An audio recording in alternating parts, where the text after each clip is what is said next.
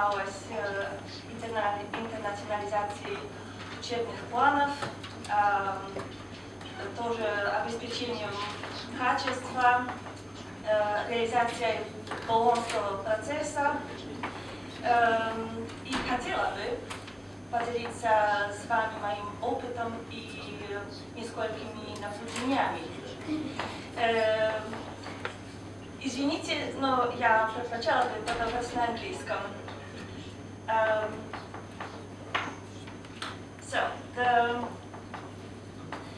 I've been told that this morning I will be addressing, first of all, people who work at universities and international offices. For this reason, I have chosen a more practice-oriented or even best practice-oriented topic. The question is,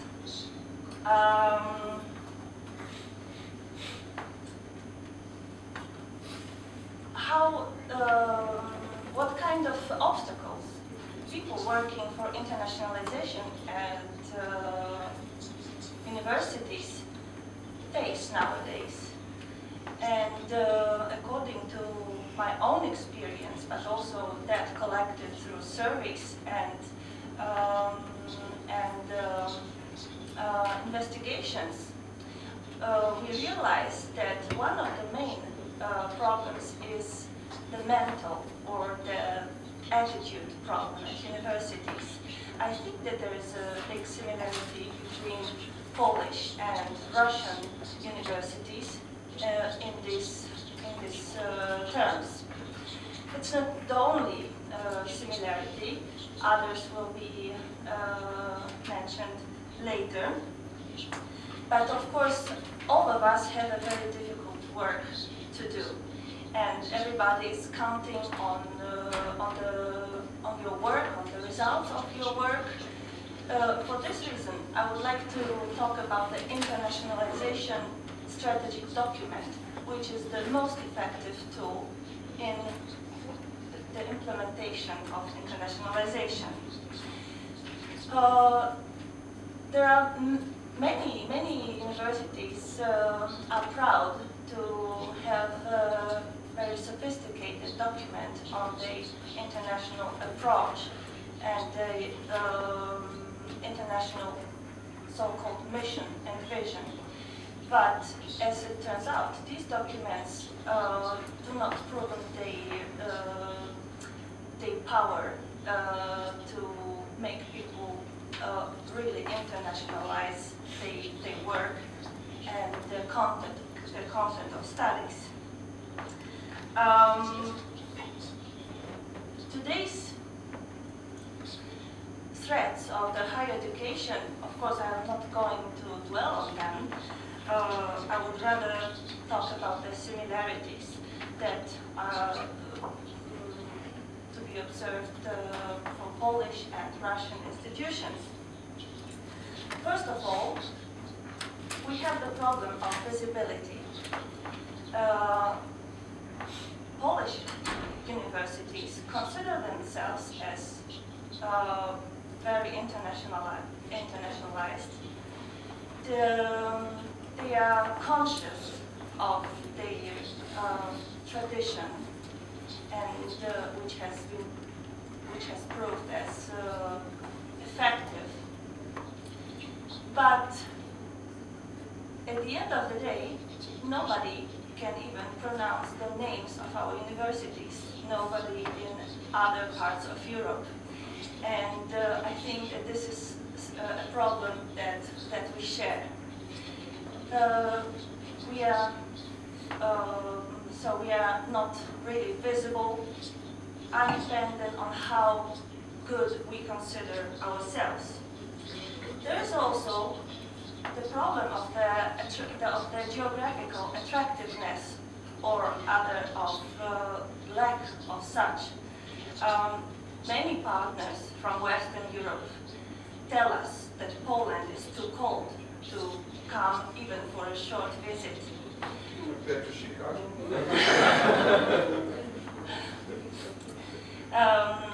We need especially intensive effort to make people come and try to work with us.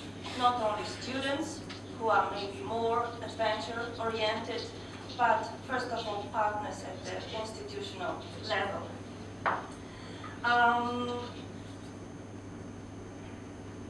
As I said before, and I don't want to repeat, there is also the big problem of changing the academic mindset.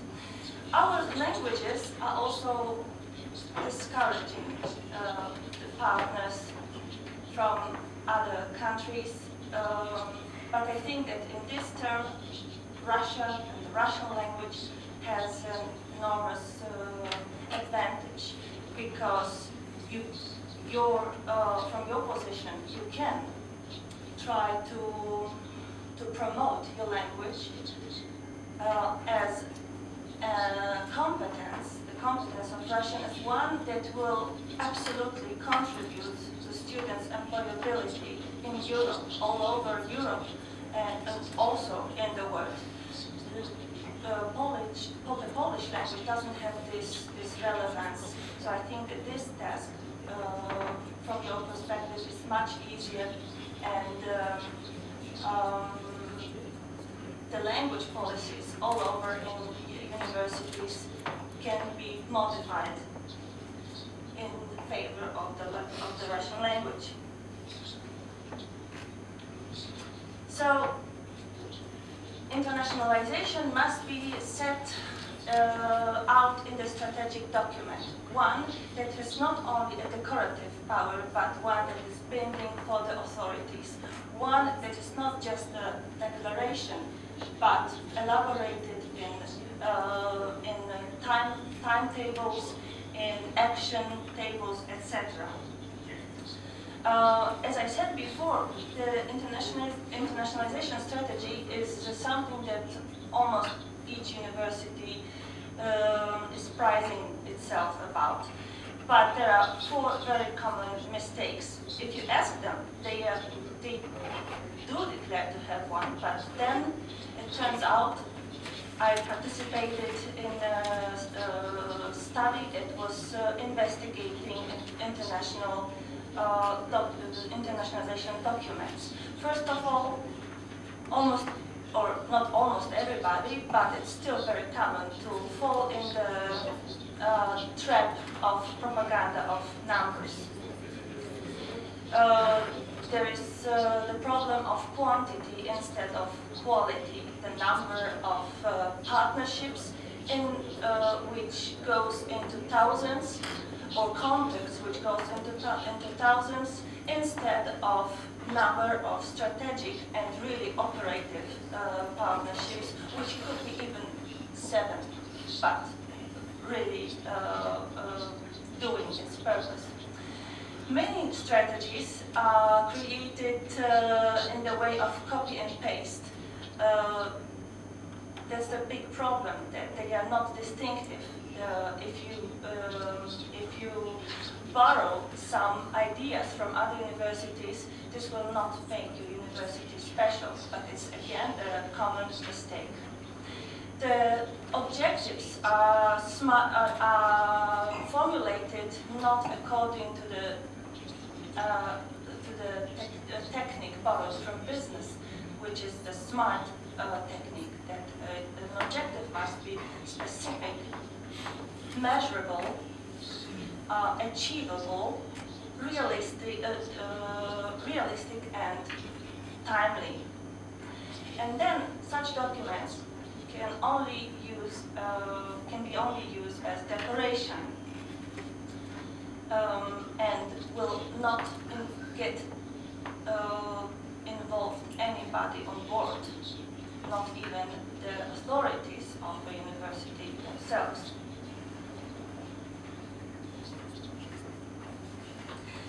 I have prepared some examples of such documents, or so-called documents, but I think you know what I'm talking about.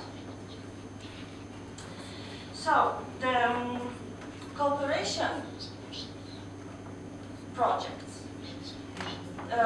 once an institution enters in this world, the cooperation projects, they literally start rolling the institution up and down and modifying, adjusting, standardizing its structures, procedures, but also the way of thinking. Already the interpretation of granting rules gives important guidelines on where the institution must go, in which direction it must develop. It's activating and putting in action a lot of pressures on single units, but also on authorities themselves. And it's not only telling the university for what kind of behaviors or what kind of procedures and structures it will receive money, but it's predicting the future of universities. Here, 13 lessons that collaboration projects teach us, at least 13. For sure, we can arrive to some more detail. But the general message of participation, of collaboration, is don't do things alone. It's whatever idea you have to develop, just start looking for partners, and the granting is based on the concept that wherever institutions put their minds together and their traditions, ideas, etc., there arises the famous synergic potential, which is absolutely valued in the European projects. Another message is to involve experts. This one can do for many reasons. One of them is not to be obliged to tell people in your institution things that they don't want to hear. To don't tell them these things on your own. It's better to invite sort of advocatus diaboli who will do it on behalf of the authorities. Things like, for example, if you don't speak English, you're half a scientist.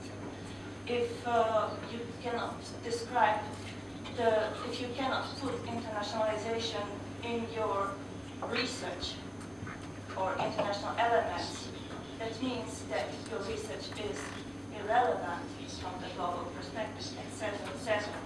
This, of course, everybody will be hated when saying this. Quality instead of quantity. This doesn't need any explanation. Think strategically and focus. This is the lesson also connected to quantity to quality instead of quantity.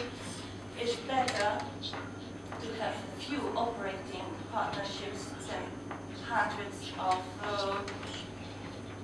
those who are not even used, where you don't know exactly what is behind them, when you don't know what the partner is doing, what is their culture, etc.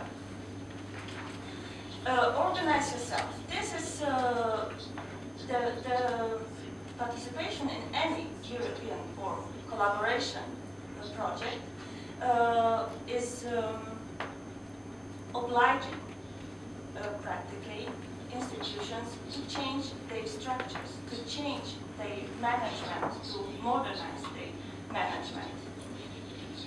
The foreign language policy is also not obvious at many institutions. For the sake of visibility, transparency, comparability, etc., institutions are also forced to use common tools and procedures. Secure your financial perspectives. Every project is telling us that the granting is for now, but it cannot be that once the project is over, all the results will be in vain, or all the effort will be in vain. Every participant or every project coordinator is asked about how he imagines the future of activities. And it's good for universities to have this in mind, that the financing should be sustainable. Like Ettore said also before, there is more and more pressure on being sensitive to social issues, and universities must stop living in this house of glass, in this social vacuum, and they must identify social problems and also address them in project. And this is for what they will be financially supported and also organizationally. Produce your own stuff. I participated in a survey on the university's administrative staff's background, and we discovered that majority of administration staff during the education were prepared to professions that do not have anything in common with education, sometimes not even with administration. And participating in a project is a sort of school, is a sort of training for human resources who multiply the knowledge on networking, the knowledge on the international collaboration, procedures, etc. There are institutions who already started studies on international projects, on internationalization, and in general on the management of higher education, MBA in higher education. The institution that I represent started this master studies 3 years ago, and it's producing its own management at the time. Many perceive that the collaboration, the international collaboration and the European programs especially, as a big threat for the in terms of brain drain, training the young generations.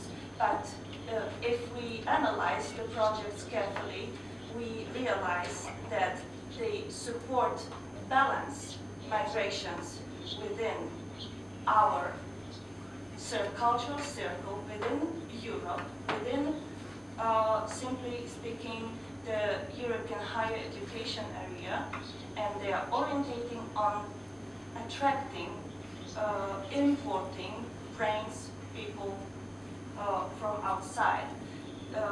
This is not about spreading and getting rid of our young people potential. The message, don't get comfortable, is again forcing universities to think about continuation of a single project, to think about its results, its products, its tangible effects on the institutional organization, activities, but also the social environment and political environment.